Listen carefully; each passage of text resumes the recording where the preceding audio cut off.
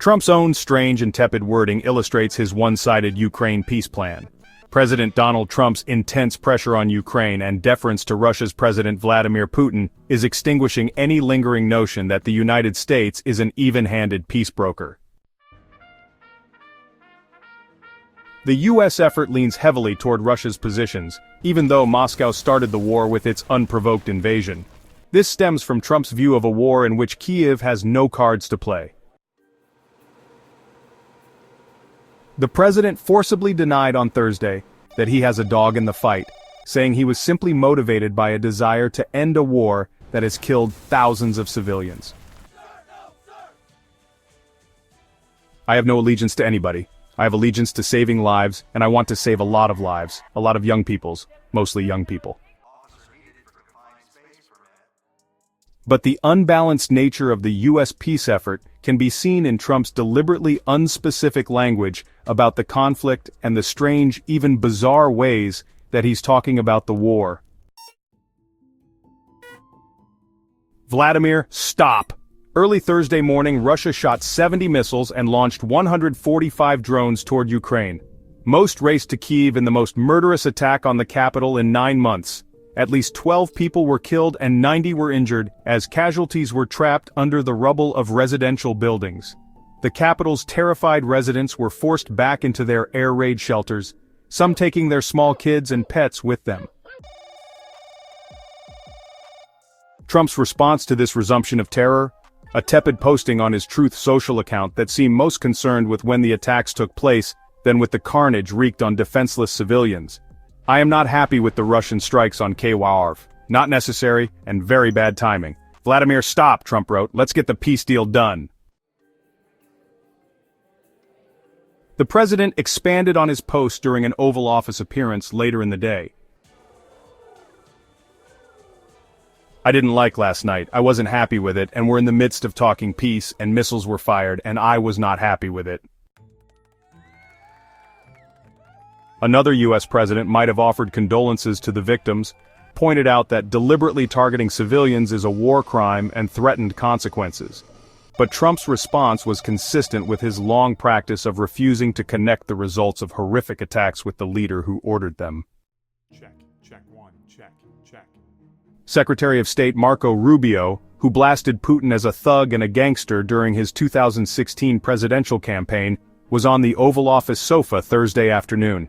He adopted Trump's obfuscatory tenses in a way that almost implied Russian missiles ended up in Kyiv all by themselves. What happened last night with those missile strikes should remind everybody why this war needs to end, Rubio said. It's horrible, those missiles landed. But what's even worse is there are people that were alive yesterday that are not alive today because this war continues. The administration's limp language about Putin contrasted with the fierce dressing down of Ukrainian President Volodymyr Zelensky in that same Oval Office in March. Trump went after the Ukrainian president again this week after Zelensky ruled out recognizing Russia's annexation of Crimea. On Truth Social, Trump complained about inflammatory statements like Zelensky's that makes it so difficult to settle this war. He has nothing to boast about. The situation for Ukraine is dire. He can have peace, or he can fight for another 3 years before losing the whole country. The contrast in the president's tone toward the two leaders is remarkable. When Zelensky dares to speak the truth, Trump truly slams him. When Putin murders civilians with ballistic missiles, he's merely corrected, or slightly chastised. Russia's big concession, not taking all of Ukraine. Trump got defensive on Thursday when he was asked what concessions Russia had made in the conflict compared to his constant pressure on Ukraine.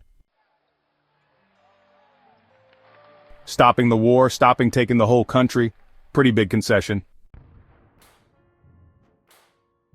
This answer betrays a strange misunderstanding of what happened in the war, and shows just how comprehensively Trump views the war through Putin's lens. The reason a Russian-backed president is not running Ukraine now is that the country's armed forces performed a heroic rearguard action that shocked the world at the start of the war and saved the capital. And years of arms and ammunition transfers from the US and its European allies kept it that way. It is absolutely no concession. From my perspective at least, it is absolutely absurd to say something like that. Trump insisted that he'd been plenty tough on Putin, although there's very little evidence that the Russian leader has paid any price for ignoring Trump's ceasefire plans and for continuing attacks on civilians as peace talks drag on inconclusively. You don't know what pressure I'm putting on Russia. We're putting a lot of pressure on Russia, and Russia knows that, and some people that are close to it know, or he wouldn't be talking right now.